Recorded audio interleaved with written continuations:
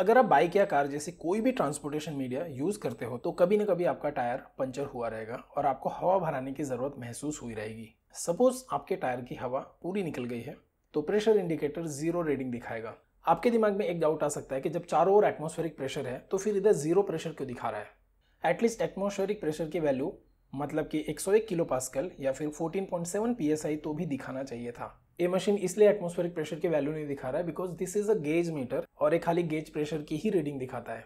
The next question में B sir what is gauge pressure, ये देखेंगे, लेकिन let me first introduce myself. Hello, my name is doctor Upendra Maurya and I love physics and I am on a mission to make you also love and understand physics. मैं physics के important concept पर explanatory videos बनाता हूँ so you can understand it easily.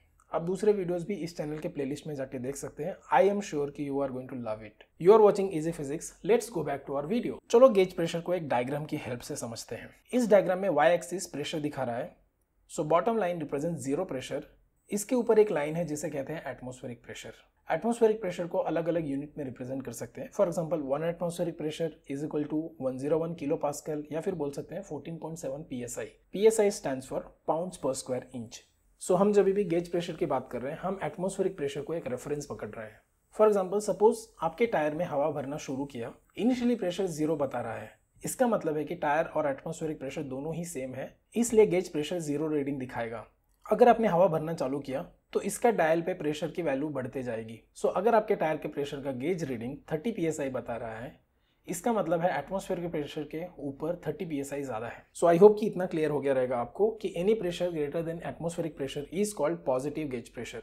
सो अगर आपको gauge pressure समझ गया रहेगा तो एब्सोल्यूट प्रेशर भी समझना बहुत ही आसान है। Absolute pressure is equal to atmospheric pressure plus gauge pressure. So 30 psi अगर गेज प्रेशर है तो एब्सोल्यूट प्रेशर हो जाएगा 14.7 plus 30 psi is equal to 44.7 psi। So I hope you understood what is atmospheric pressure and gauge pressure. So let us see what is negative gauge pressure.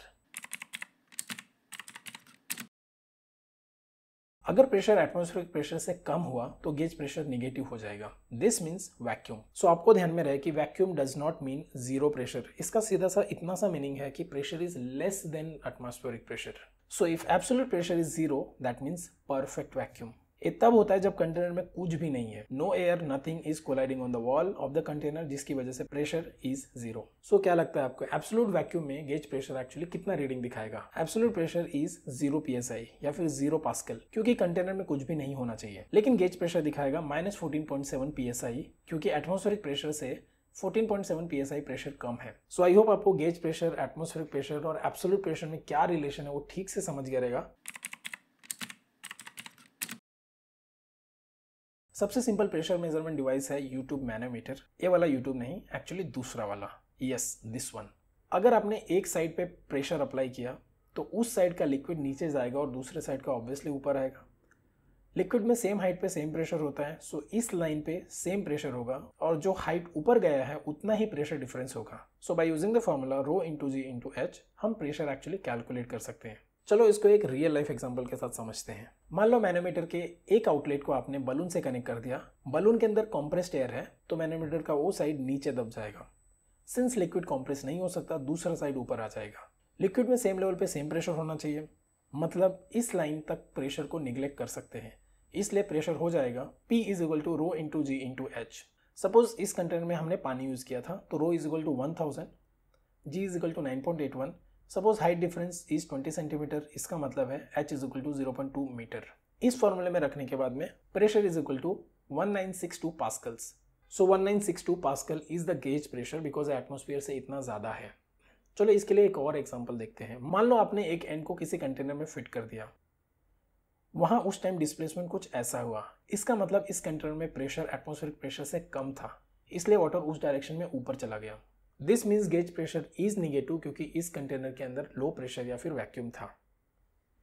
सो इस situation में भी आप रो जी H का formula use करके आप actual negative gauge pressure आप calculate कर सकते हो। सो यूट्यूब मैनोमीटर बहुत ही वर्सेटाइल है, इसे किसी भी आउटलेट पे कनेक्ट करके उन दोनों जगह का प्रेशर डिफरेंस निकाल सकते हैं। इसके लिए जरूरी नहीं है कि one end open to atmosphere ही होना चाहिए। इनफैक्ट हम किसी पाइप के दो सेक्शन को कनेक्ट करके भी वहां के प्रेशर डिफरेंस को निकाल सकते हैं।